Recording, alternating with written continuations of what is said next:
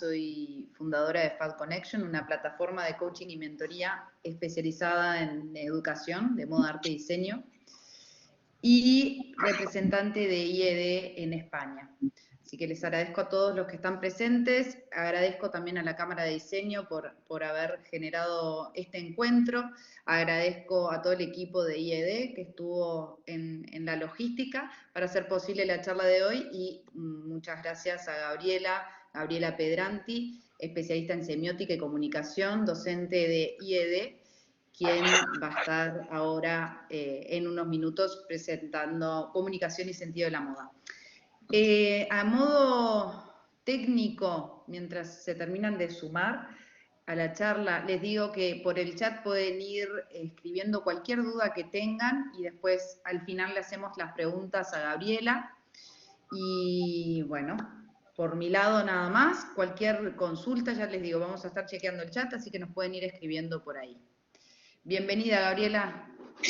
Hola, hola, muchas gracias Federica por la invitación, muy contenta de poder compartir, evidentemente, del lado del mar del que soy originaria, aunque estoy del otro lado, ¿no? Un poco la experiencia de lo que hacemos en IED, en mi caso en el de Barcelona, pero es una experiencia que se extiende a todo lo que es IED España, en diversos cursos, porque además, como bien contabas y aparece ahí en la placa que tenemos, soy profesora en diversos cursos y evidentemente todo el mundo de la moda, que es uno de los pilares fundamentales de IED, atraviesa lo que hacemos en las clases de comunicación y semiótica. Así que muchas gracias por la invitación y acá, si te parece, empiezo a contar lo que tengo preparado, a menos que quieras comentar alguna otra cosa. Me parece perfecto, Gabriela. Empecemos. Genial. Entonces voy a compartir yo, si les parece, un poquito una presentación sencillita, la ven por ahí, que tengo, creo que sí, que se ve que, bueno, hay temas de comunicadora de formación profesional, de haber puesto los logos de todos los que hicieron posible este evento, como bien decías, Federica, recién, y contar un poquito cómo surge esta idea de comunicación y sentido en la moda, de qué doy clase yo tanto para gente que estudia diseño de moda como comunicación y marketing de moda, en distintos niveles, tanto en grado como en máster. Es que hay algo que parece casi una obviedad, ¿no? Que es que la moda comunica. Lo que no siempre llegamos a reflexionar muy fuertemente, tanto desde el lado del diseño como decía de la comunicación, es cómo lo hace. Y por eso puse dos ejemplos que me parecen extremos dentro de dos personalidades de distintas épocas en el mundo de la moda, que realmente ofrecen como otra mirada, una cosa diferente. Lo que tiene la moda, y a mí es el aspecto que más me interesa, es justamente esta posibilidad de comunicar, de expresar identidades, que creo que la hacen mucho más rica, mucho más profunda, mucho más intensa que lo que consideramos como tendencias o aspectos más superficiales. Lo más interesante de la moda es justamente esta capacidad de comunicar identidades y de conformar, definir y de nuevo comunicar un estilo que trasciende incluso el tiempo. Entonces, ¿qué podríamos decir? Y como bien decías, desde esto de la semiótica, y que ahora contaré qué es, y la comunicación. Básicamente, podemos pensar que la moda nos está ofreciendo signos para comprender, enmarcar e interpretar. Por lo tanto, es un sistema de significación de comunicación. Y vamos a hacer prácticas en esto. Vamos a definir a signo como a todo aquello que sirve para comunicar. Y por eso ponía estas imágenes, ¿no? Desde ciertos gestos que hacemos, ciertas expresiones, comunicación no verbal, hasta, digamos, elementos básicos que elegimos a la hora de vestirnos, porque esto es un tema. Por un lado tenemos el mundo de la ropa, que tiene que ver con criterios sociales de qué partes del cuerpo pueden ser mostradas y cuáles tenemos que tapar. También tiene que ver con, digamos, el tema del abrigo, el clima y todo esto, pero esto es funcional y no es moda. La moda tiene un valor simbólico, queremos ya decir algo, no nos vestimos solamente para nosotros, para nosotras, sino que nos vestimos para los demás, para ser reconocidos, para proyectar cómo nos sentimos en ese día, qué queremos decir, quiénes somos. Entonces, a esto nos referimos cuando hablamos de signos. Todo aquello que yo combino desde un complemento, un color, una forma, una actitud, está comunicando. Y de esto, o sobre, con esta unidad mínima es con la que trabajamos en la perspectiva semiótica de la comunicación, que es un poco las clases que yo doy en IED. Entonces, seguramente más de una que está escuchando y viendo esto reconoce esta silueta, ¿no? Que es un juego con respecto a cómo reconocemos a través de los signos. Evidentemente es Coco Chanel, una joven Coco Chanel, que la reconocemos por distintas pistas. Podríamos decir que los signos son como las pistas de un detective, ¿no? Digamos, entonces, aquí sabemos que las perlas, el uso del blanco y negro, el tipo de figura, cómo está planteada, el sombrero, incluso aquí hay como una, digamos, estoy marcando donde no es, aquí quiero decir, hay un guiño al tweet también, nos hace leer a Coco Chanel. Entonces, podemos pensar que lo que estamos haciendo nosotros es terminar de entender el sentido que esto me está comunicando. Y de eso trata la semiótica. Es decir, estudia estos signos, los símbolos, el proceso por el cual llegan a tener sentido, porque el sentido no está ahí para que los recojamos como si juntáramos huevos en una cesta, en una canasta. No, nosotros construimos y entendemos el sentido según el lugar donde hemos nacido, según nuestras propias referencias, según el momento histórico en el que vivamos. Y esto es especialmente interesante pensando en esta figura que decíamos que casi todos reconocemos como Coco Chanel. Si pensáramos, no sé, un niñito, una niñita de 2 años que viera esto y no supiera nada del mundo de la moda, digamos, por la edad que tiene está empezando a relacionarse con el mundo, y esto es interesante. Las pequeñitas, los pequeñitos siempre preguntan por qué. Cuando vamos creciendo nos olvidamos de preguntar por qué, y deberíamos mantener esa pregunta siempre hasta el infinito. Seguramente verían no a Coco Chanel, sino un dibujo de una señora en blanco y negro que a lo mejor tiene collares que le hacen acordar a su abuela, por ejemplo. Entonces, siempre contextualizamos y relacionamos para entender. Por eso estamos diciendo que todo, y especialmente un sistema tan rico como la moda, genera sentido. No genera una posibilidad de entender, de enmarcar, de poder relacionar y hacer cada vez más rica nuestra comprensión, ¿no? Entonces, de esto nos ocupamos los que hacemos comunicación desde la perspectiva semiótica. Y justamente, este es un libro muy recomendable. Digamos, en castellano se llamó, que yo aparte me robé el nombre, lo pedí prestado para un podcast que después lo voy a recomendar. Es una versión difícil de conseguir en castellano que se llama No te creas una palabra. Esto es fantástico también, como The Visible Sign se convierte en No te creas una palabra, como siempre hay detrás de las traducciones y todo esto una cierta mirada, ¿no? Pero es un libro fantástico para entender la semiótica visualmente, cómo comunican las imágenes.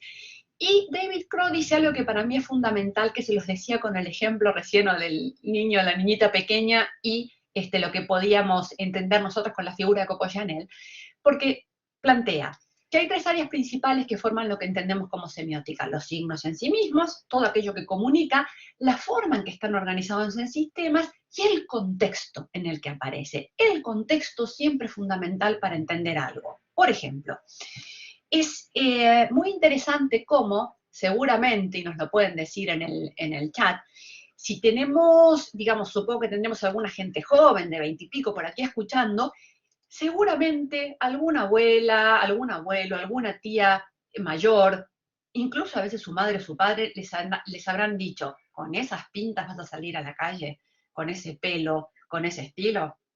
Seguramente les ha pasado, creo que nos ha pasado a todos, ¿no? Y lo interesante es pensar que seguramente esta persona que se los está diciendo hoy, se lo dijeron cuando ellos tenían la edad que ustedes tienen ahora. Con lo cual, el contexto también determina, con respecto a nuestro estilo y a la moda, qué puede ser vestido, qué no puede ser vestido, hasta dónde llego con ciertos límites, si estoy rompiendo esos límites, si soy innovador o diferente, si soy más bien estándar, porque se entiende de alguna manera determinada en un contexto determinado, porque de esto, digamos, de esto trata la semiótica y esto es lo que nos interesa con respecto a la moda, que ofrece lo que diríamos en semiótica signos muy débiles. ¿Qué quiere decir? Que están muy abiertos a la interpretación.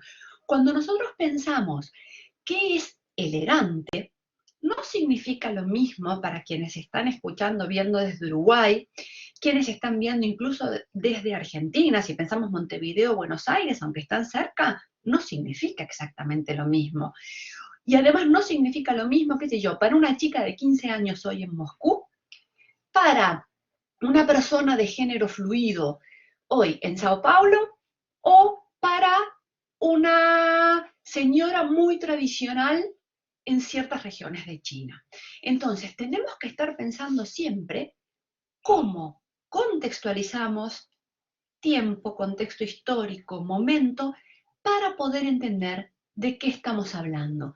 Sobre todo en el tema de la moda, decía, porque en moda utilizamos infinitas palabras, no solo las prendas y las colecciones y los conceptos que a veces son súper amplios, súper interesantes. Yo volveré a esto al final, pero a mí me interesa muchísimo lo que está haciendo Gucci desde que está Alessandro Michele como director creativo, por ejemplo. ¿Por qué?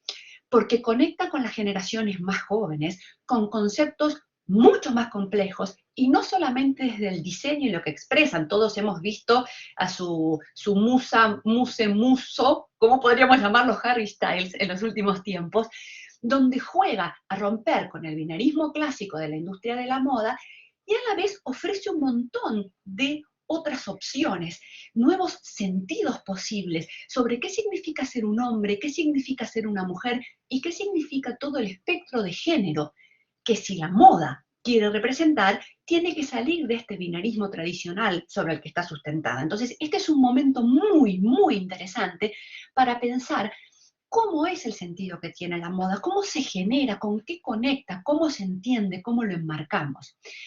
Entonces, lo que decía de Gucci también, está planteando ciertas temáticas mucho más amplias, mucho más flexibles, que nos exigen a los seguidores, no solo a ellos como creadores de contenido y de diseño, sino a los seguidores entender mucho más, ser mucho más activos a la hora de tener referencias, de saber de qué me están hablando y encontrar cómo decodificar, cómo contextualizar y cómo entender realmente todas esas pistas o signos que nos están ofreciendo.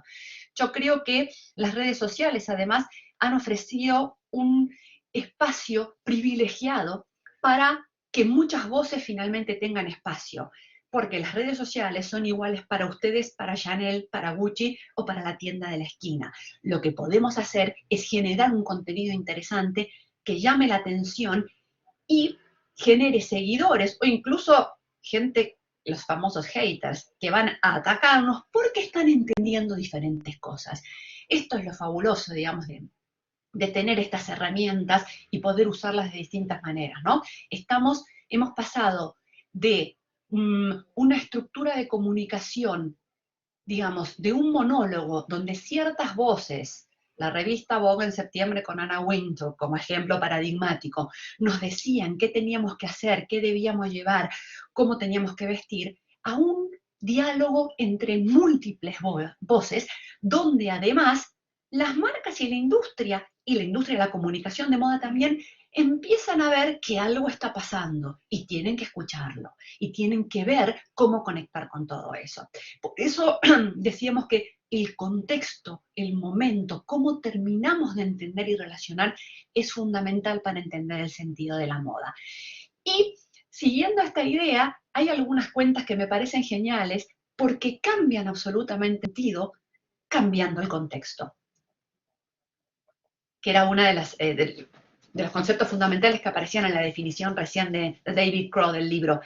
No sé si la conocen a Celeste Barber, es una cómica y actriz australiana que tiene una cuenta muy divertida, pero además tiene como un challenge, un desafío constante con el hashtag que aparece acá, el Celeste Challenge Accepted, donde la gente le va enviando fotos y proponiendo, y videos también, digamos, sobre todo del mundo de la moda, porque vamos a ser sinceros, hay a veces contenidos del mundo de la moda que en realidad, fuera de contexto, son como, esto no pasa normalmente. Entonces lo que hace Celeste es justamente jugar y cambiar el contexto, y de esta manera cambia el sentido, como si fueran casi memes. Los memes que se crean y muchas veces después de desfiles de modas y alfombras rojas, surgen como hongos, ¿no? En un segundo, ¿cuántos memes hay por ahí? Son realmente espacios de lucha por el sentido.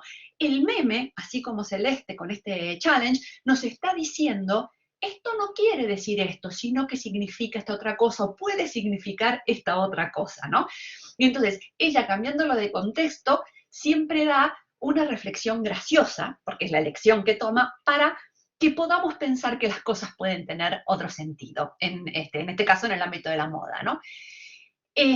Otra cuenta maravillosa en este sentido de la pelea por el sentido de qué significa la moda y cómo se relaciona incluso con vida cotidiana o más allá de todo esto, es esta que es muy graciosa, que surgió durante el confinamiento, es una andaluza que lo hace aquí en España, que se llama Modelos con Ciática, todos sabemos, ¿no? Ciática, la enfermedad de la espalda, y entonces lo que hace es tomar fotos reales del mundo de la moda, editoriales, sobre todo de los años 90 y los 2000, y les pone frases. Roland Barthes hablaría de la función anclaje del texto, ¿sí? Me pongo más técnica, un autor francés que fue pionero en entender la moda como un sistema de comunicación, que luego comentaremos, y entonces le pone ciertas frases que anclan el sentido. ¿Qué quiere decir esto? Que de todo el sentido posible que tiene una imagen tan abierta como la que estamos viendo acá, si yo pongo un texto, tendemos a, porque venimos de una cultura básicamente textual y escrituraria, digamos, tendemos a entender aquello que nos indica el texto. Lo interesante, y esto también tiene, digamos, una vuelta cómica, pero lo interesante hoy por hoy también en el mundo de la moda es que cada vez tenemos menos textos verbales y más imágenes visuales, audiovisuales. Entonces, ¿cómo podemos llegar a ciertos públicos, a ciertas audiencias, y que medianamente entiendan lo que queremos decir y no interpreten cualquier otra cosa? Bueno, para esto sirve pensar cómo se construye el sentido y pensar y conocer a nuestras audiencias mucho más allá de lo que son en un papel a nivel sociodemográfico. Hay gente que tiene el mismo nivel de estudios, que trabaja en puestos similares, que vive en lugares similares y sin embargo consumen distintos contenidos, consumen distintas marcas, entienden las cosas de otra manera. Esto es lo que nos interesa, hacer un análisis cultural, entender realmente cómo es su imaginario, cómo entienden el mundo, cuáles son sus referencias, a la hora tanto de diseñar y comunicar algo con los diseños, como a la hora de establecer ciertas campañas que comuniquen la moda, ¿no? Somos mucho más que un número en un papel. Y esto es la perspectiva de la semiótica y el análisis cultural. Entonces, justamente, ¿cuál es la actitud que tenemos para una mirada semiótica? Que es lo que trabajamos muchísimo con los estudiantes en IED. Digamos, sería como el de detective de la cultura en el sentido de todo aquello que los seres humanos producimos, no solamente la alta cultura, sino que referencias que pueden venir desde el fútbol. Piensen en las marcas deportivas que han sacado líneas de calle también, hasta la ópera o el cine clásico de Hollywood, que sigue siendo una gran referencia para lo que es el mundo de la moda. Entonces, nosotros buscamos siempre qué está detrás, el porqué de las cosas y el cómo, ¿sí? Y esta es la mirada que trabajamos en clase. Por ejemplo, con los diseñadores de moda en IDD es súper interesante porque hacemos varios ejercicios a lo largo del curso, en los cuales primero tratamos desde esta perspectiva de entender el cómo y el por qué. Hoy por hoy, la gran temática de la identidad de género, que como les decía, es vital en el mundo de la moda hoy en día. Si la moda expresa identidades que tengan sentido en un contexto y en un momento determinado, tengo que saber realmente de qué estoy hablando, ¿sí? Porque si me quedo en la superficie, va a ser justamente una cosa poco profunda y voy a tener cantidad de gente que me lo va a cuestionar, sobre todo en la era digital. Si voy a hablar de algo, si voy a diseñar para un cierto perfil de lo que puede ser el espectro de género, tengo que saber de qué estoy hablando. Entonces siempre el por qué es fundamental, el qué, pero también el por qué y el cómo. Cómo se expresan determinadas ideas, determinados conceptos en un contexto y en un momento determinado. Lo cual es fantástico de pensar, porque si no tuviéramos distintos cómo, toda la gente que trabaja en diseño, comunicación o diseño de moda específicamente, no tendría trabajo si todos entendiéramos lo mismo y lo expresáramos de la misma manera. Entonces, el sentido en la moda se construye y se entiende preguntándose, respondiéndose este por qué, buscando las referencias, de dónde viene el reverso, por qué aparece esto, de dónde, y también viendo cómo se expresa. Esto es muy interesante, el cómo tiene mucho que ver con el estilo de los diseñadores.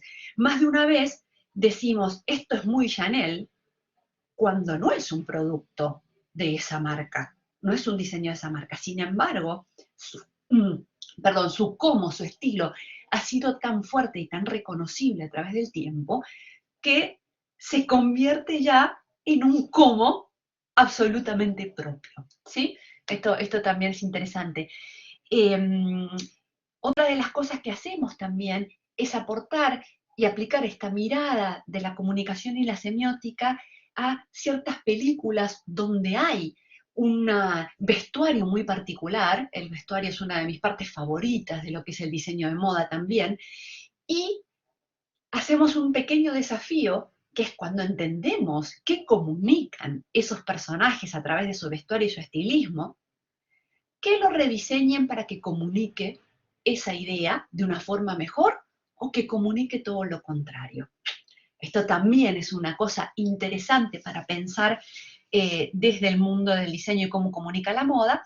Así que son ejercicios que ponen en práctica, porque la comunicación y la semiótica que damos en general desde el IED, y en general yo diría que todas las asignaturas tienen, por supuesto, una base teórica fundamentada para saber de dónde venimos, por qué y todas las referencias que hagan falta, pero sobre todo hay una práctica para que aprendamos con el learning by doing, el saber haciendo, ¿no? Que creo que es fundamental en las áreas de las industrias creativas. Entonces, a mí me parecía interesante traer un par de reflexiones de un pensador inglés, John Berger, que fue muy pionero en pensar cómo miramos el mundo y la relación entre lo que es el arte, nuestra forma de mirar el mundo y también la comunicación o la publicidad. Esto es de los años 70, y digo que fue un pionero porque hoy por hoy es bastante frecuente que, digamos, a lo mejor surjan contenidos audiovisuales a partir de un libro, ¿no? A veces al revés. En el caso de Berger, y en los años 70, él escribió el libro Modos de Ver después de haber hecho 4 programas fantásticos para la BBC, la televisión pública inglesa, donde planteaba esta idea. Empezó con el formato audiovisual, años 70, y después salió el libro. Y el librito, como les decía, que está en castellano, editado por Gustavo Gili, es fantástico. Dice Berger, entre muchas otras cosas, nunca miramos solo una cosa, siempre miramos la relación entre las cosas y nosotros mismos. Me parece clave para entender el sentido que tienen las cosas, el diseño, la moda, la comunicación de moda, incluidos en nuestro contexto y cómo lo entendemos. Dice también que una imagen es una visión que ha sido recreada o reproducida. Nunca refleja nada, sino que lo representa, añado yo. Es una apariencia, un conjunto de apariencias que ha sido separada del lugar y el tiempo en el que apareció por primera vez. Aquí hay ecos de Walter Benjamin y el aura de la obra de arte, también me pongo un poco teórica, pero otro de mis teóricos favoritos para entender incluso las influencias y las diferencias entre arte y diseño. Y entonces es muy interesante pensar y tener las propias referencias para entender y completar ese contexto que a veces hace falta en las imágenes. Y también él plantea que toda imagen incorpora un modo de ver de una cierta época, pero a la vez nuestra percepción o apreciación de una imagen también depende de nuestro propio modo de ver. ¿Qué quiere decir Berger con esto? Acá tengo 2 ejemplos. Digamos, incluso podemos pensar en que la vuelta de los años 80 a la moda hasta hace relativamente poco, digamos, fue una relectura desde los años 2000 y pico sobre los 80. Las que, y voy a decir sufrimos, aunque algunos no estén de acuerdo, la moda de los 80, vimos que no era lo mismo, digamos, lo que se reinterpretaba a principios de los 2000 o hace unos años 2000 y pico con estas vueltas. Es decir, que se incorporaba el contexto y la mirada de los años 80, pero a la vez releído desde un contexto determinado. Entonces yo aquí traigo, para pensar en cosas, unas más antiguas, otras más recientes, por ejemplo, dos imágenes, y no me las invento, Este es un anuncio de verdad de los años, del año 71 de las camisas Arrow, que está diciendo, camisas extrovertidas, si eres gordo y tienes más de 40, olvídate. Con lo cual, fíjense hasta dónde el modo de ver de los años 70 y la forma de expresar, el cómo, también que decíamos hace un rato, va cambiando con el tiempo. Hoy por hoy, aunque veamos imágenes como esta, donde también hay una idea de poder masculino, digamos, fíjense cómo se proyectan las sombras, cómo se abre el cielo, cómo están parados. Hay estas charlas TED sobre esta postura, que creo que las llaman la Superman posture o pose, algo así, digamos, que tiene que ver con el poder. Sin embargo, jamás tendríamos un texto que discriminara de esta manera, porque ha cambiado nuestra forma de ver y apreciar, ¿sí? ¿Qué se puede decir y qué no se puede decir en el tema del mundo de la moda? Esta imagen de Claudia Schiffer en los 90, hoy por hoy podría ser absolutamente criticada por sexista o por machista. Sin embargo, era moneda corriente en los años 90. Entonces, ¿cómo mirábamos? ¿Qué se podía mostrar? ¿Qué no se podía mostrar del cuerpo de la mujer? Hoy por hoy, aparte, hay toda una discusión sobre la reapropiación del propio cuerpo y cómo se muestra, si es bajo una mirada, para usar una palabra que ha vuelto a estar en vigencia, bajo una mirada heteropatriarcal, o simplemente es la mirada femenina reapropiándose del cuerpo y mostrándolo. Hay un montón para discutir ahí, hay un montón para debatir. Lo interesante es saber, cuando estamos comunicando y tratando de plantear una idea que medianamente sea entendida a nuestras audiencias, es también saber cuáles son las ideas preconcebidas sobre esos temas en esa audiencia a la que nos estamos dirigiendo y tratar de apelar a algo que van a entender, incluso aunque quiero oponerme a ello. Tengo que entender el sentido y cuáles son las reglas del juego, incluso aunque quiera romperlas. ¿Sí? Entonces, sí, acá no sé si puedo contestar porque por ahí se pasa, me refería a dos cosas.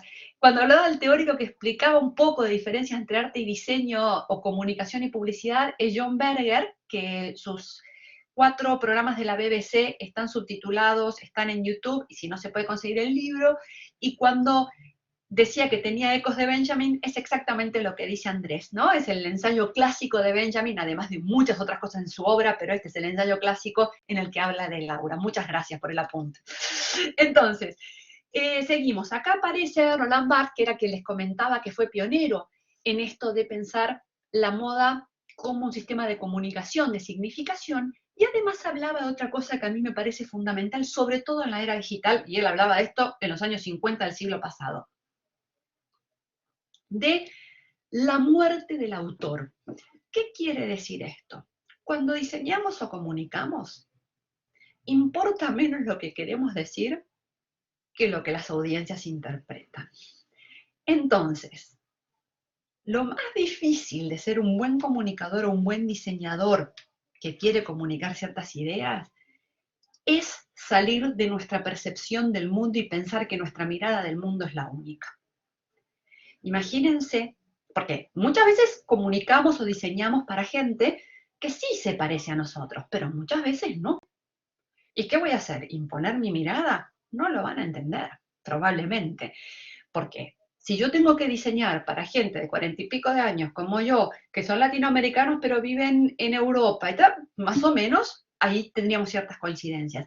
Pero si tuviera que diseñar para jóvenes, varones de 15 años, que han crecido escuchando las últimas versiones del trap y el reggaetón, o pensar una campaña de comunicación, tengo que hacer los deberes, enterarme de cómo es el mundo, qué se plantea y cómo puedo apelar a ese mundo de sentido, ese mundo en el que ellos se manejan, cómo se comprenden y cuáles son los códigos.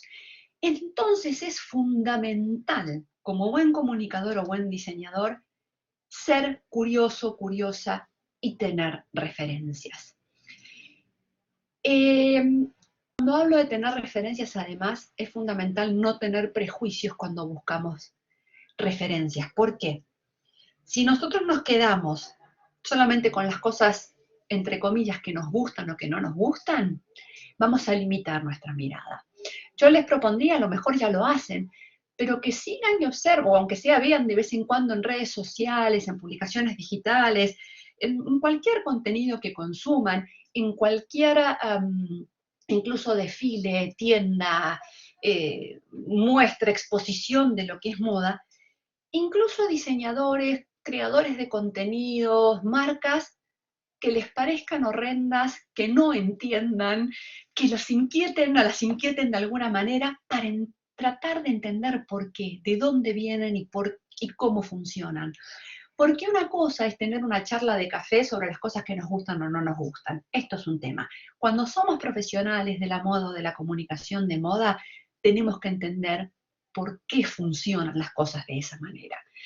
Y esta es la propuesta, por eso hablamos de sentido de comunicación en la moda. Es decir, no está todo dado. Hay que entender cómo se construye, ser capaz de establecer relaciones, por eso la curiosidad de las referencias, y ser capaz de entender el por qué nuestras audiencias interpretan las cosas como las interpretan. Si pensamos todas estas cosas antes, y no es solamente un ejercicio interesante, sino que esto hace ahorrar tiempo y dinero, porque vamos a tener o ciertos diseños, ciertas propuestas, ciertos contenidos de comunicación que van a apelar y ser, digamos, a que entiendan y ser captados de una manera mucho más rápida. Miren, si no, dos casos recientes, si no los conocen, ahí tienen los enlaces, digamos, que después se podrá ver. Les pasan, y son cosas muy recientes, 2018, 2019, el 2020 fue raro con todo esto, todos encerrados, pero le pasó a Zara en China, por ejemplo, que en redes sociales y sobre todo fue en las redes sociales y creo que también en la tienda virtual, puso una modelo con pecas. Evidentemente basándose en toda la tendencia que hay en Occidente de la moda natural, es decir, perdón, la moda natural de expresarnos como somos, las pieles que tenemos, los pelos, las formas, las tallas. Pero esto no encaja con la mirada de lo que es bello y tendencia en China. Entonces, se armó un escándalo y se consideró hasta ofensivo que la modelo tuviera pecas, porque la idea de la belleza en China todavía hoy está muy vinculada a la perfección, y a la perfección sobre todo de un cutis perfecto y sin ningún tipo de marca, como pueden ser las pecas. La pregunta es, ¿podemos cambiar esto? La pregunta más profunda es, ¿por qué imponer una visión occidental sobre un mundo oriental que lleva muchísimo tiempo viéndolo de esa manera? Y es más, si incluso quiero ayudar a cambiar la visión para hacerla más participativa, cosa que es discutible en una cultura como la China, pero supongamos que la marca quiere hacer eso, no puedo hacerlo de golpe y porrazo, de repente imponiendo una idea, porque esa es la reacción que voy a tener. Una oposición, una cosa absolutamente que se considera ofensiva, y uno piensa, ¿cómo no se dan cuenta antes? Porque se quedan en lo superficial. La perspectiva de la semiótica y la comunicación y el sentido tiene que ver con bucear en vez de surfear. Es decir, preguntémonos por qué no podemos comunicar en China de la misma manera que comunicamos en Occidente. Parece obvio, pero miren, le pasa a Inditex, con lo cual buenas noticias, hay trabajo. Esto está bien. Por otro lado, el caso de H&M también. H&M hace unos años sacó esto fue en la tienda virtual y después lo retiraron enseguida, bueno, depende del lugar del mundo donde lo planteamos, pero la prenda, una sudadera, un buzo, no sé cómo se llama en Uruguay esta prenda que lleva el niñito. En Argentina sería un buzo, una sudadera en España, que decía el coolest monkey in the jungle, es decir, como el monito más cool de la selva, a un chiquito negro. Y lo peor de todo es que al lado, acá no sale por el link, pero había un chiquito blanco que decía Survival Expert, el experto de supervivencia. Por más que la marca no sea racista, por más que una madre haya aprobado que un niño haga esta publicidad, ¿cómo vamos a obviar las décadas y décadas y décadas relativamente recientes? Porque si pensamos incluso en las leyes de la apartheid o lo que pasaba en Estados Unidos, y el tema de los trabajos hasta los años 60, digamos, con la etnia negra, ¿cómo vamos a evitar o obviar las connotaciones que puede tener eso y que la gente evidentemente va a interpretar? Por más que yo no quiera decir eso, no puedo aislarme de la historia y de ciertas cosas que han pasado y están totalmente presentes incluso en la sociedad de hoy. Entonces, esto le costó a H&M cerrar durante mucho tiempo la tienda en Sudáfrica. A esto me refiero. Cuando digo que ahorramos tiempo, fomentamos la creatividad por pensar más allá y también dinero concreto cuando pasan este tipo de cosas y hay que salir a arreglarlas. Entonces, referencias, para ir promediando un poquito, que ya llevamos sobre los minutos que habíamos quedado para charlar. Entonces, hay algunas cuentas que son maravillosas, además de, evidentemente, las fuentes clásicas de información, de ciertos libros maravillosos. Yo les comentaba el libro Modos de Ver de John Berger, está editado en castellano por Gustavo Gili, que es una editorial que tiene unos libros de moda y de diseño que me parecen muy, muy interesantes, y son sencillos, además. Entonces son muy visuales, muy fáciles, y también están en México y distribuyen en Latinoamérica para poder entender ciertas temáticas que a lo mejor aparecen de forma más densa en otros sitios. Pero evidentemente hay mucha gente apasionada en redes sociales de todos los temas vinculados, no solamente a la estética o a las tendencias en la moda, sino a temas un poco más profundos que vienen muy bien. Y por eso me permito recomendar 3 cuentas que a mí me parecen muy inspiradoras, 2 en castellano, Historia de la Moda y Coco Chaneleando, me encanta el nombre, que hacen una investigación y unos posts con una cantidad de referencias súper interesantes, fáciles de leer, comparten el entusiasmo que tienen por este mundo de la moda en toda su complejidad y esplendor, que me parece realmente fantásticos. La tercera es un experimento muy divertido, que los más jóvenes no se deben acordar, los de mi edad sí. Hubo una serie en los años 90 llamada The Nanny, la niñera, con Fran Drescher, que es la que aparece con como decíais, el pelo grande, el big hair en la fotografía, que realmente fue, hoy si la volviéramos a ver hoy, era bastante sexista y machista también el modo de ver de los años 90, que tenía sentido, que era ser una mujer en esa época.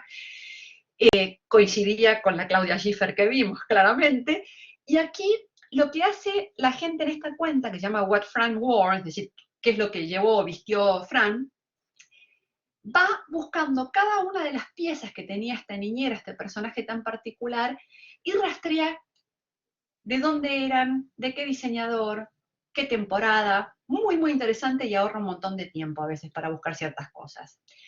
Este es un proyecto que es fantástico, seguramente al Google Arts Institute lo conocen, que es una app y un espacio que tiene Google, donde ha trabajado con temas de arte y museos, pero hace unos años también creó esto que es específicamente sobre el mundo de la moda.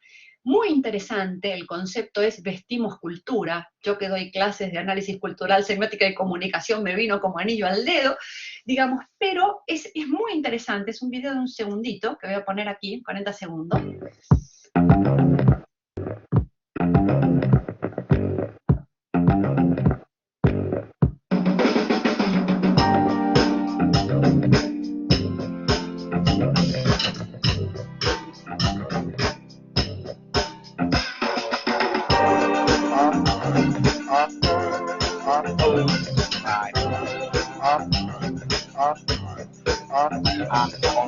Entonces, está en inglés, pero todo el contenido también está en castellano, ¿eh? Digamos, yo acá les dejo el enlace, lo pueden buscar, pero este concepto de cuál es la historia detrás de las prendas es justamente la perspectiva de la que estamos hablando. Han colaborado con museos de moda de distintas partes del mundo y tienen además entrevistas a creadoras de contenido contemporáneo, secciones del vínculo del arte y la moda, los íconos, las tendencias, ciertos diseñadores y diseñadoras icónicos, muy, muy interesante. De alguna manera podríamos decir que es una especie de Wikipedia de la moda. Yo debo ser, bueno, cada vez somos más, una de las pocas profesoras universitarias que ama Wikipedia, porque creo que realmente ha popularizado y ha ampliado el saber. Wikipedia además no tiene anuncios, a diferencia de otras redes sociales, con lo cual está básicamente basada en trabajo comunitario. Entonces, es muy interesante y muy potente, tanto Wikipedia como el Google Arts, como puntos de partida. Lo que no podemos hacer, pero tampoco deberíamos hacerlo con un libro, es quedarnos con una sola fuente de información. Es decir, partamos de aquí, partamos del Google Arts, de la parte de moda justamente, y busquemos todas las referencias para seguir enriqueciéndonos. Pero es un punto de partida muy interesante, sobre todo si no sé muy bien dónde empezar. Tenemos también, que eso es lo que les decía, y acá una pequeña recomendación de un podcast que hice durante un par de años con Alejandro Suárez, también comunicador, sobre específicamente qué es la semiótica y cómo funciona. Así que si tienen 20 minutitos y quieren escucharlo, no te creas una palabra, el capítulo sobre semiótica para ver más aplicaciones específicas y cositas que tienen que ver con la comunicación. Y antes de dar espacio a las preguntas y todo esto, les decía que me interesaba muchísimo con respecto a la comunicación y el sentido en la moda, lo que está haciendo Gucci, y particularmente algo que hizo, que si no lo vieron, les recomiendo que lo vean en febrero de este año, junto con el director Gus Van Sant, que son una serie de películas, que aparte me gusta el concepto, ¿no? Digamos, como la abertura para algo que nunca terminó. Con lo cual ya esto plantea una idea de algo que está en progreso, en proceso de formarse, y tiene ciertos colaboradores que aparecen sin dar demasiadas definiciones. Estos cortos de Gucci están llenos de pistas a ser descubiertas, pero depende de nosotros descubrirlas y nosotras, ¿no? Digamos, aparecen ciertos filósofos, ciertas referencias, ciertos personajes, ciertas miradas que nos invitan a entender un mundo mucho más fluido, mucho más abierto, en lo que me parece que Gucci se está diferenciando de otras marcas de lujo desde hace tiempo. Mientras hay otras que siguen subidas a esta idea de nosotros somos las grandes marcas y hemos estado siempre aquí y la tradición es lo importante, Gucci dialoga de la mano de Alessandro Michele y de muchos otros creadores como Gus Van Sant aquí, digamos, dialoga con estas generaciones que buscan otras formas de expresarse a través de la moda, que están construyendo otros mundos y entendiendo las cosas de otra manera. Y es muy interesante porque se animan a hablar de ciertas temáticas que a lo mejor todavía no están tan instaladas y aceptadas en la sociedad. Así que son 7 cortos filmados en Roma, una gozada para poder verlos, se los recomiendo, hay ya cosas escritas y todo esto para tener referencias, pero descubran quiénes son los personajes, tienen un montón de títulos con referencias para ayudarnos a entender, a conectar y a entender qué significan. Así que hasta acá un poco lo que quería dar de bombardeo, sé que tenemos poco tiempo, pero para entender la perspectiva de cómo algo significa algo para alguien en un contexto y en un momento determinado, y el tipo de esfuerzo que tenemos que hacer para poder entenderlo y a la vez para poder diseñar y comunicar de una forma que se entienda y se interprete. Así que hasta acá me callo la boca y escucho las preguntas. Muchas gracias, Gabriela. Qué interesante. Me llevo un montón de apuntes de referencias, libros, podcasts, cuentas de Instagram para seguir. Buenísimo. Bueno, ¿alguien tiene alguna pregunta, algo que quieran preguntarle a Gabriela? Anímense, vamos, que si no, yo puedo seguir hablando 36 horas seguidas, pero no es la idea. Voy a dejar también mis datos en el chat por si alguien tiene alguna pregunta en relación a los programas de IED en España o algo que quiera después preguntarle a Gabriela, lo que necesiten. Federica. Genial. Mira, acá Carla Sofía dice que le interesa mucho el mundo de los símbolos. Bueno, es que en realidad hay algo que aquí estás diciendo, Carla Sofía, justamente que es, a ver, todo el tiempo estamos tratando de entender el mundo que nos rodea, aunque no sepamos que esto se llama semiótica o análisis cultural o comunicación, digamos, es algo que nos hace humanos, que nos hace humanas.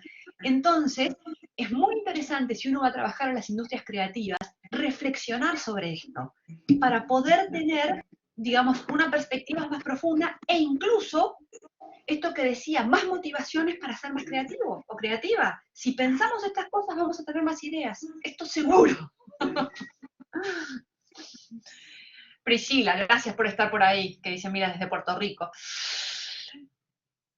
Así que, no sé, o si tienen, como dice Federica, algunas preguntas puntuales sobre algún programa, les puedo contar también yo del día a día, les conté un poquito lo que hacemos en las clases, pero alguna, no sé, no tengan vergüenza.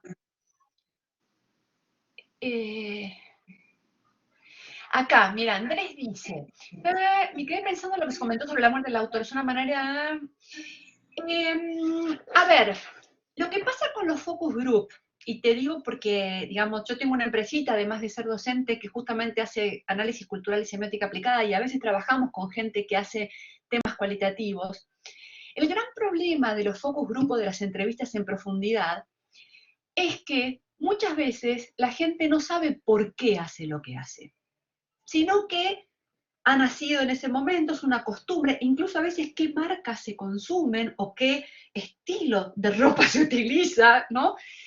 Lo que hacemos es enriquecer un poco lo que te comenta la gente, a lo mejor en un focus group, que sí se hace en asignaturas, no la mía, pero en asignaturas de investigación de mercado más tradicional, es pasar o tejer o, digamos, meter a estas opiniones en su contexto para que se entienda el porqué. Que muchas veces las personas, los propios consumidores, no te lo pueden decir. Dicen, no sé, me gusta. Y hasta ahí llegan. Entonces, la mirada del especialista desde esta perspectiva aporta eso.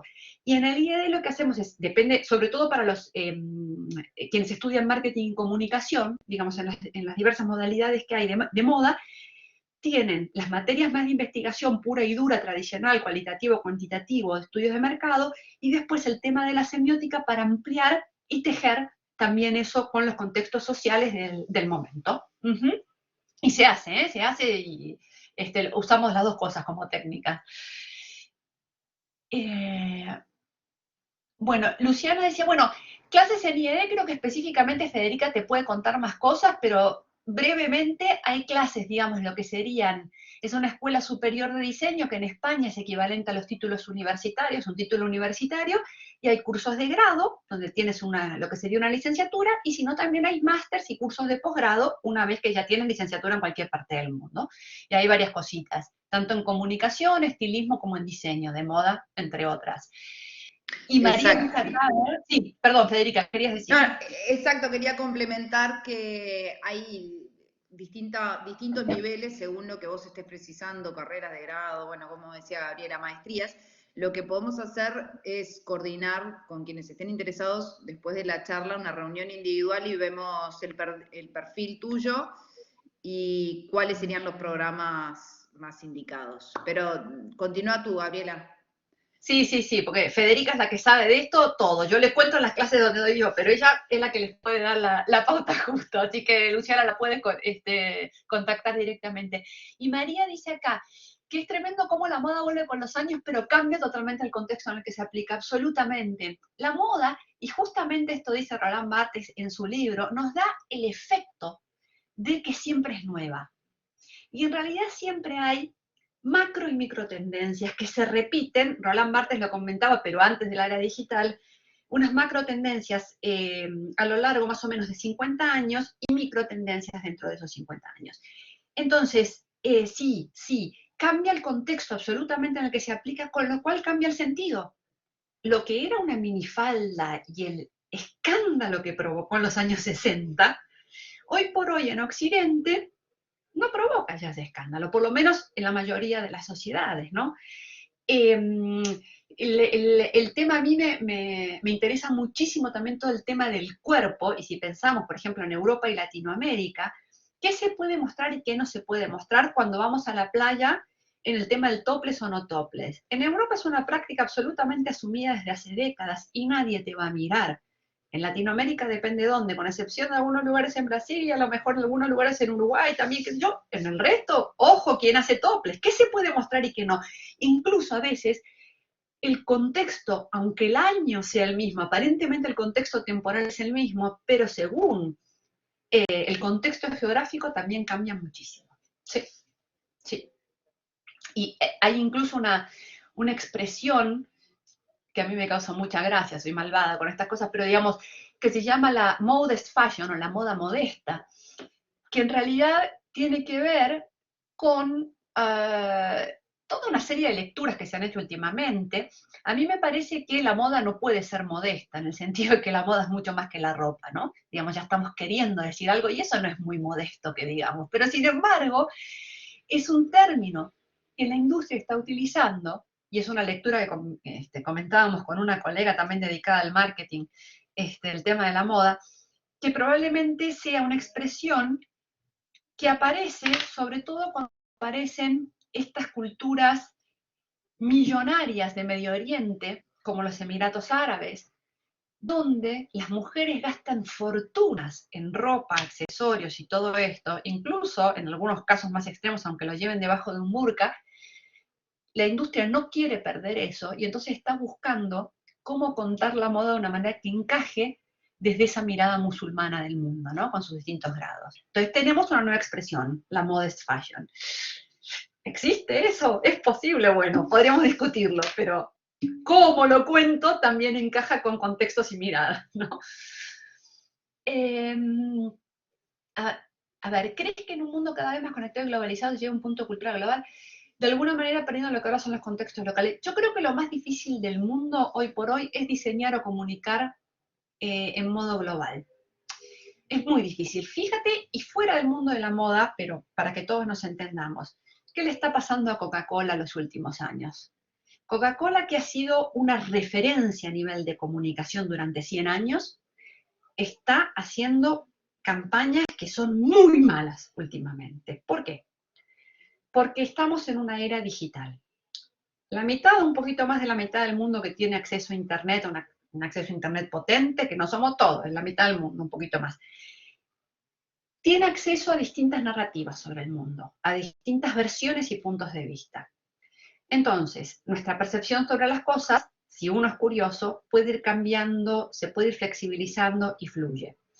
Con lo cual, contar una sola historia, por ejemplo, como el caso de Coca-Cola, de lo que es la familia o lo que es el amor familiar, ya no encaja con muchas miradas. El concepto de la familia ha cambiado, por lo menos en Occidente, con lo cual las narrativas sobre la familia tienen que cambiar. Y Coca-Cola no está dando en el clavo, con eso no se anima a ir todavía un paso más allá. Algunas marcas de moda sí lo están haciendo.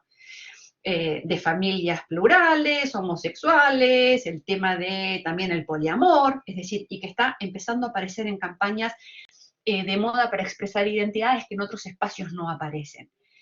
Entonces, lo global implica medianamente una idea que sea compartida por gran parte del mundo.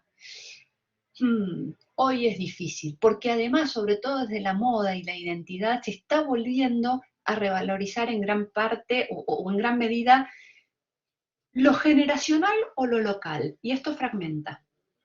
Entonces, creo que no, por lo menos no totalmente. Hay algunas tendencias, también se está modificando, en esto no entramos, pero con toda la movida de la moda sustentable, se están cuestionando estas grandes marcas globales que nos vienen contando una historia y vendiendo ropas de hace 25 años.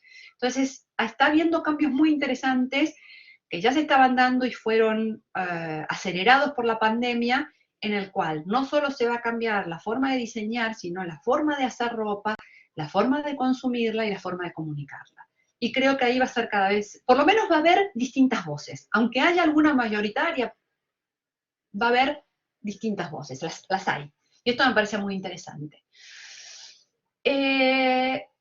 Había dicho sobre familiares, a ver, Bueno, entiendo, Lima, lo que estás diciendo del tema de la superficialidad de la moda. Esto creo que tiene que ver mucho con el contexto y la sociedad en la que estemos. En Europa en general, yo creo que desde hace años, sobre todo si hablamos de Francia o Italia, pero ya no solamente, se entiende esta conexión de la moda con el arte. A lo mejor en Latinoamérica todavía faltan algunos lugares entender esto y queda como, le gusta la ropa, ¿no? Digamos, hay algo que es interesante y a lo mejor si te interesa propagar, digamos, esta percepción y esta conexión, es justamente que los diseñadores, los creadores de contenido, los creadores de contenido, los diseñadores, los que hacemos comunicación vinculada a la moda, hablemos de cosas más interesantes y no solamente del aspecto. Está en nuestras manos también dar referencias más interesantes, proponer conceptos más interesantes para que se note que hay algo detrás de simplemente me compro una falda, un abrigo porque se lleva este año. Por eso es importante tener buenas referencias. Por eso no es casual que las marcas de lujo de moda en los últimos 15 años, todas, algunas ya lo tenían, pero han abierto una fundación de arte. Una fundación de arte que seguramente no le reditúa un montón de dinero, pero sí quieren focalizar y cada vez hacer más clara hacer más claro este vínculo que la moda ha tenido siempre, pero que, con el arte, pero ahora quieren contarlo y hacerlo más evidente.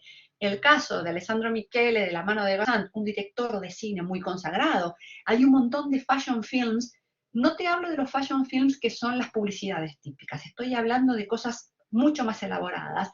Por ejemplo, las Women's Tales de Miu Miu, que es una iniciativa muy interesante que ya tiene unos añitos, donde Miu Miu, la marca de Prada, llama a un montón de directoras mujeres de cine consagradas alrededor del mundo para que hagan películas, y la marca se desplaza y la marca pasa a ser una productora de cine, pero está a la vez estableciendo algo muy potente. Apostamos por mujeres que tienen lugares en los que no están muy visibilizadas y vamos a visibilizarlas. Es decir, hay que empezar a buscar, a difundir y a propagar desde el propio trabajo estas cosas más profundas. Si no, va a quedar siempre en la superficie, pero está en nuestras manos también.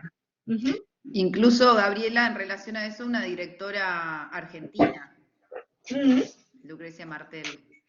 Sí, que hizo Muta para las Women's Tales, sí, impresionante. El caso de Muta, Federica, si no la vieron, está también en internet, se puede ver gratuitamente, es especialmente interesante, porque la ropa en ese corto es descartada y desechada como un paso anterior para convertirse en lo que uno tiene que ser.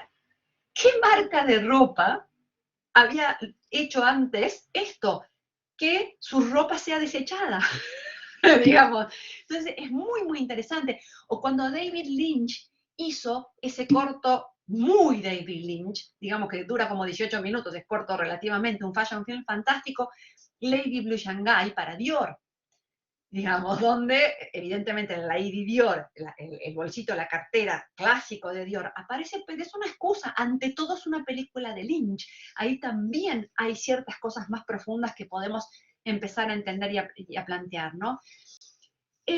Referencias, Luciana, esto para comunicar de forma más interesante, todas estas referencias que yo di a mí me parece que sirven o bien como referencia para que uno plantee, o las cuentas, sobre todo la de historia de la moda y la de Coco Chaneleando que les comenté, que la vuelvo a poner si quieren por aquí, además de del Vestimos Cultura del Google Arts, que viene de buena referencia. Estas dos cuentas me parece que hacen una lectura y una forma de comunicación de la moda exquisita, atemporal y súper profunda. Y divertida, entretenida a la vez. Así que esto puede ser muy interesante. Yo creo que también es en la iniciativa, la app esta del Google Arts de moda, hay un montón de museos de moda que han compartido todas sus piezas y se pueden ver exposiciones, aunque no podemos viajar de manera virtual. Digamos que también pueden ser cosas muy interesantes para tener buenas referencias, ver cómo le están comunicando. Y una misma, a veces animarse a hacer cosas más allá. Los que trabajamos en industrias creativas muchas veces nos dejamos llevar por las tendencias. ¿Cómo lo voy a hacer de otra manera si esto es lo que vende, lo que se lleva ahora? Anímense, anímense a abrir otros caminos. Yo creo que eso es lo más interesante para mostrar que las cosas pueden ser de otra manera, ¿no? Yo tengo alumnos, exalumnos, exalumnos míos que trabajan conmigo. Esta mañana, por ejemplo, estuvimos grabando una cosa muy interesante sobre compra vintage con un exalumno que está haciendo ahora en el día del el posgrado de diseño de moda, fue alumno mío en publicidad en otra universidad, y hablábamos sobre lo interesante que es conocer la historia de la moda para desarrollar un estilo propio y animarse a comprar vintage, por ejemplo, ¿no? Entonces, ¿por qué no empezamos a hablar de ese tipo de cosas y no nos quedamos solamente con lo último, lo más nuevo? La moda es mucho más que eso. A lo mejor ahí hay un punto para empezar a comunicar de manera más interesante. Hablemos de estilo y no necesariamente de moda pasajera. ¿Cómo se construye el estilo? Hay un artículo en la traducción castellana del sistema de la moda de Roland Barthes, del autor que les comentaba, francés, que es un artículo que él escribió en los años 60 para la revista Marie Claire, que se llama La contienda Chanel-Courrèges, y plantea, entre varias cosas, una idea que me parece fantástica. Él dice que Courrèges, que murió hace poco, pobre, digamos, pero que era una marca relativamente nueva en esa época, y que lo que hacía Courrèges era moda, porque estaba vistiendo a las jóvenes de los años 60, que serían las mujeres del año 2000. Es decir, esas jóvenes que todavía tenían toda la vida por delante, que estaban aún por vivir sus grandes aventuras. Y lo compara con Chanel, que ya desde los años 20, del siglo pasado, si uno piensa en los primeros diseños y piensa en el Chanel de hoy incluso, estéticamente incluso no ha variado tanto. ¿Por qué? Porque Chanel no hace moda, sino que se dedica al estilo. ¿Y qué es el estilo? Según lo que plantearon Roland Barthes para Chanel, la historia de una mujer que ya ha vivido. Entonces, ya no me hace falta probar para ver quién soy, sino que ya sé quién soy y lo comunico desde otro lado. Entonces, por eso digo que las referencias, la curiosidad, nos dan ideas para contar otras historias. Anímense a hacer otra cosa, pero con fundamento. Busquen algunas de estas fuentes que yo de aquí, que los llevarán a otras, ¿no? Para poder pensar cómo ir comunicando. No hay fórmulas para esto, las fórmulas son las que pasan de moda. Yo soy mucho más comunicadora que marketinera, además. Yo creo más en las historias bien elaboradas, en un contexto y en un momento, que en una fórmula aplicable a distintas propuestas, ¿no? Una fórmula fija, quiero decir. Más vale entender qué está sucediendo, qué quiero decir, por qué es relevante y después decido qué herramientas uso. En lugar de ir e imponer siempre las mismas herramientas. Sí, dime. Federica, ¿querías decir algo?